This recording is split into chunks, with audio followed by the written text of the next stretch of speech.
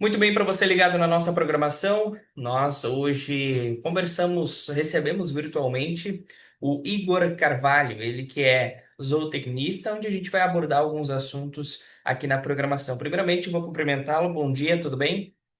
Bom dia, Lua, tudo bom? Bom dia aos ouvintes da rádio. Bom, hoje um assunto, vamos falar sobre a zootecnia e abordando alguns assuntos onde você trabalha hoje aí na propriedade dos seus pais, enfim. Começando pelo assunto da otimização da produção animal. Quais estratégias podem ser adotadas para aumentar a eficiência na produção animal sem comprometer o bem-estar dos animais, Igor? Bom, isso é um assunto bem importante porque, levando em conta que nós temos que seguir três parâmetros dentro de uma propriedade para ter um rendimento desejável, que é uma nutrição adequada, uma sanidade adequada e também um bem-estar animal de fundamento. Se o produtor pecar em algumas dessas etapas, o animal não vai atingir seu alto desempenho.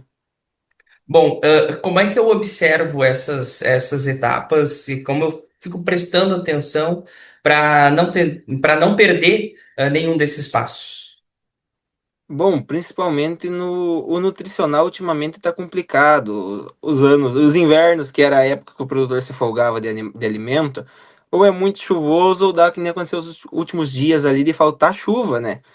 Então o nutricional ultimamente está sendo bem complicado.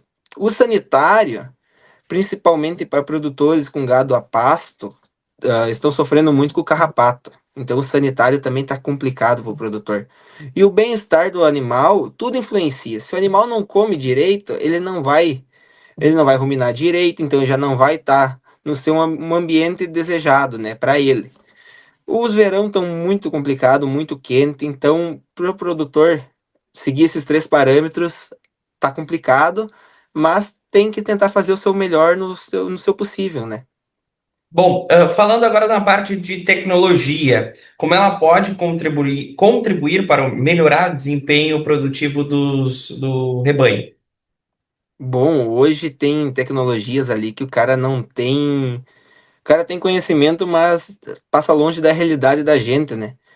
Que hoje a maioria das propriedades, grandes propriedades, estão seguindo para a ordenha robotizada. Isso aí traz uma qualidade para o leite, com a qualidade para o animal ser ordenhado a hora que ele deseja, receber o alimento adequadamente. Então, há propriedades que estão seguindo para essa conduta de ordenha robotizada, os animais melhoraram a produção exorbitante, né? Só que aí entra o valor de custo para a implementação disso aí. Mas a tecnologia está aí hoje para ser usada. Às vezes, aplicativos de telefone que o cara bota um dado lá, lança, mas se eu fizer assim, melhora ou piora? Ele dá um parâmetro, dá um gráfico que se o produtor conseguir decifrar, tem muitos técnicos hoje de fundamento no mercado que ajudam os produtores nesse caso. Então, tem muita tecnologia que veio aí para ajudar o produtor, para aumentar sua produção, diminuir seus custos. Como você disse, hoje a tecnologia veio para ajudar, só que a gente precisa colocar na balança a parte de custos, né? Por exemplo, uma propriedade vale a pena colocar pelo fato de um rebanho maior, só que outras propriedades não vale a pena porque o retorno pode ser muito baixo ou até mesmo demorar demais, né? Vir esse retorno. Sim, cada realidade é uma, cada produtor está numa escada, vamos dizer assim, cada um está num degrau. Então não pode dizer que eu comparar a minha realidade com a realidade do meu vizinho, sendo que ele está ou acima ou está abaixo no degrau. Não tem como comparar uma propriedade com a outra. Cada uma está vivendo o seu momento. Bom, eu vou voltar na parte do bem-estar animal, Igor, com relação à alimentação dos animais. Existe uma forma barata, uma forma mais cara? É vantajoso investir numa alimentação um pouco mais barato, uma alimentação mais caseira? Essa parte aí eu gostaria também de comentar com você. Bom, tudo que vem da propriedade, que o cara não tem que trazer alimento de fora, se torna barato, se torna vantajoso. Bom, hoje eu sigo a produção de gado a pasto. Eu defendo o gado a pasto, pretendo levar por muito tempo o gado a pasto, porque se torna uma produção mais barata. Claro, se eu for para uma nutrição no coxo, querer botar mais boia no coxo, eu sei que meus animais vão responder isso aí, mas até que ponto isso aí se torna lucrativo para o produtor? Hoje a propriedade leiteira, ela dá retorno, só que o produtor tem que cuidar com seus custos. Às vezes, ó, tem propriedades com uma alta média, uma alta produção, mas o produtor não sabe o que é o custo dele. Então, às vezes, não está sendo viável ele dar tanta quantidade de ração. Então, tudo isso influencia. Se o produtor bota na ponta da caneta, ele consegue avaliar os parâmetros que vão ser positivos e negativos para a sua propriedade. A gestão de propriedades rurais, já que a gente tocou também neste assunto. Quais são os maiores desafios na administração de uma propriedade rural voltada à produção animal? O custo de produção é muito alto, a ração dos animais é alto, sal mineral é um custo alto. Então, tudo influencia nisso. E o preço do leite geralmente nunca ajuda os produtores, né? Uma época que nem essa, que o leite tinha que estar lá em cima para o produtor, bem dizer, se calçar e se folgar para um verão que uns falam que vai ser seco, outros falam que vai ser mais ou menos. Então, a época que o produtor tinha que se estruturar financeiramente para passar mais uns meses no aperto, como sempre é o verão, né? Tá a crítica situação do leite tá valendo pouco.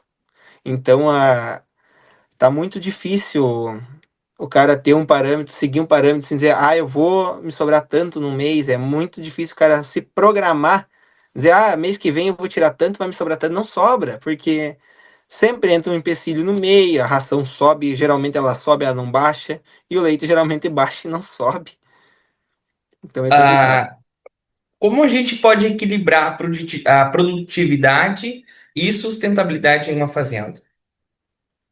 Uma fazenda ser sustentável hoje é muito importante ter um auxílio de alguém que entenda do assunto. Por mais que o produtor tenha experiência, viveu anos na propriedade, mas tem muito técnico ali que está no mercado, tanto zootecnista, tanto veterinário, que são capacitados para dar uma luz para o produtor seguir um caminho vantajoso. Tem que ter uma boa gestão, sabendo que investir, mas que nem eu defendo gado a pasto. A minha lucratividade dos meus animais é a pasto, eu não lido com silagem, o próprio feno da propriedade somos nós que fabricamos. Então, tem que tentar cortar gasto sem cortar o que é necessário, né? Tem que ver o que se torna gasto e o que se torna investimento. Tem coisa que é investimento na propriedade que não pode tirar, né?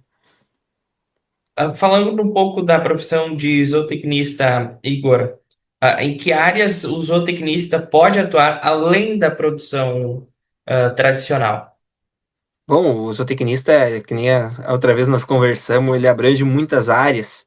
Então, dentro de uma propriedade, o que eu consigo fazer como zootecnista aqui em casa, eu tenho ajuda na parte nutricional, que é o meu fraco hoje, mas na parte de reprodução, a parte de gestão, melhoramento genético, a parte de pastagem, geralmente quase tudo eu que faço. Tem auxílios dos técnicos das cooperativas, de outras empresas que atendem aqui, o cara escuta os outros, sabe que o cara não vai saber muito, não sabe tudo, mas tem muita gente no mercado hoje que vem para ajudar. A gente falou no início da entrevista sobre bem-estar animal, a gente falou um pouco também sobre a rentabilidade, mas eu gostaria de puxar novamente esse assunto com relação à formulação incorreta de dietas, como ela pode afetar a saúde animal e a rentabilidade do produtor. Hoje, qualquer parâmetro que o cara muda numa dieta, pode mudar totalmente o seu rebanho. Às vezes está dando tudo certo e o cara vai pensar, mas se eu mudar isso aqui, mas está dando certo, então o time que está dando certo não se mexe, sempre falam, né?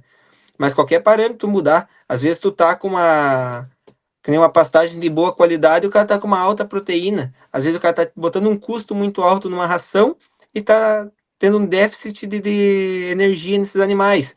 Então, tudo isso o cara tem que ter um olho, cuidar, ver o que acha que tá faltando, se não tem, acha que não tá no de poder do cara de agir, chama ajuda, Tem muitos produtores hoje pecando, tendo uma conhecidos meus, cara, que o cara às vezes segue na internet também, vê que uma alta proteína numa ração, contendo pasto para os animais, sendo que a conta não fecha, né? Então isso faz falta para o animal. O animal vai ter uma alta concentração de proteína, vai faltar uma energia para ganhar um score corporal, que seja, o animal se debilita muito, vira muito em leite, pouca energia para o animal vou botar no corpo, né? Então tudo que o cara faz um errinho lá na frente dá resultado, tanto em produção, tanto em reprodução. Ah, pulando agora de um assunto para o outro, com relação à reprodução animal, quais são as vantagens hoje da inseminação artificial em relação à monta natural? Cara, muitos produtores hoje estão atrasados no tempo, vamos dizer assim, que não acreditam muito na inseminação artificial. Ah, claro, a taxa de concepção da inseminação artificial é menor que a taxa de concepção da monta natural, né? Mas aí o cara vem entrando não só na inseminação artificial, mas como no melhoramento genético da propriedade.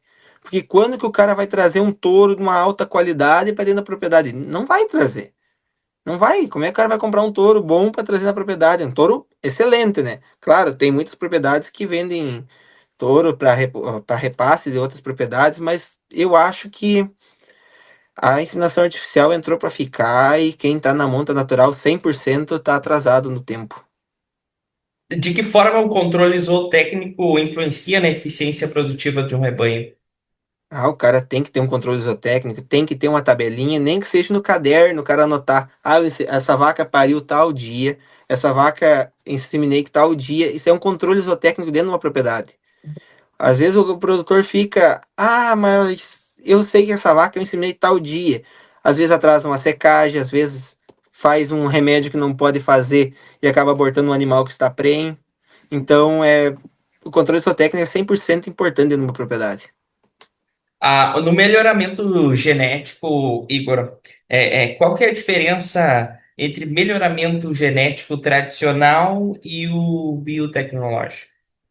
A biotecnologia veio para ficar também, né? Hoje o cara, pelo melhoramento genético, o cara vai puxar um animal para produção, um animal para qualidade de leite, qualidade de CCS, CBT, tudo isso aí influencia no melhoramento genético. Antigamente o melhoramento genético era, eu comprar o touro do vizinho porque ele tira mais leite. Então minhas vacas vão melhorar com isso. Pode, mas não uma taxa que seria com o melhoramento genético que tem hoje no mercado, né? Como evitar a perda de diversidade genética ao selecionar animais com características produtivas? Cara, hoje entra no mercado que eu uso, não deixo mais de usar, que é o genoma, que é retirado uma amostra do animal, né, e vai para os Estados Unidos, faz o genoma, que vai listar toda a lista do que animal é propício para produção, para tal coisa, vai largar uma listinha prontinha. Assim o produtor vai ter como saber qual animal que ele vai selecionar dentro da propriedade. Porque às vezes o produtor tem na cabeça, essa vaca é boa. Cruzou com tal touro, saiu uma terneira. Essa terneira é excelente. Faz o genoma, ela dá lá embaixo, né? Às vezes um animal que o cara não dá nada, a qualidade genética dela é muito superior. E hoje tem muitas empresas no mercado que faz, tem empresa que dá de graça para os produtores. Eu sei que a Santa Clara aqui disponibiliza os produtores o genoma. A Cotriel está fazendo pela ABS também algum genoma para os produtores. Então tem que o pessoal ir de atrás, porque é uma tecnologia surreal. Bom, vamos falar um pouco da área de consultoria, que habilidades são essenciais para um zootecnista atuar como consultor rural. Bom, primeiramente o mais importante é saber ouvir, porque cada propriedade tem sua história, cada produtor tem seu trajeto até chegar ali. Então, por mais que às vezes o produtor não tenha um conhecimento teórico, um estudo, mas ele tenha conhecimento prático. Então tem que saber ouvir, saber em que lugar aquela propriedade está e também tentar ajudar com o que o produtor consegue disponibilizar para você melhorar na propriedade dele. É, qual que é a vantagem, né, de ter um zootecnista, uma consultoria, no caso, e como que ela pode ajudar aí o pequeno produtor a alcançar melhores resultados? Cara, a consultoria é muito importante numa propriedade, sendo na área de produção, reprodução, manejo de pastagem, adubação. O que vir para somar para a propriedade é importante. O produtor tem que abrir a cabeça de deixar dentro do seu limite, não vai se esgoelar para fazer uma coisa para ajudar os outros, mas que acredite no trabalho dos consultores, tanto na área de adubação, pastagem, reprodução. Experimenta, faz um teste, experimenta tal ração, experimenta tal medicamento, tal adubo que seja. Experimente, abra a mente para deixar novas tecnologias, novos produtos entrar na sua propriedade, porque o que vem para somar, vem para ajudar o produtor.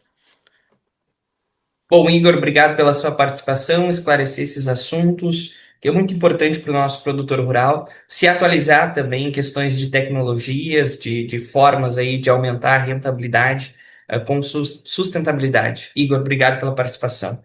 Eu que agradeço.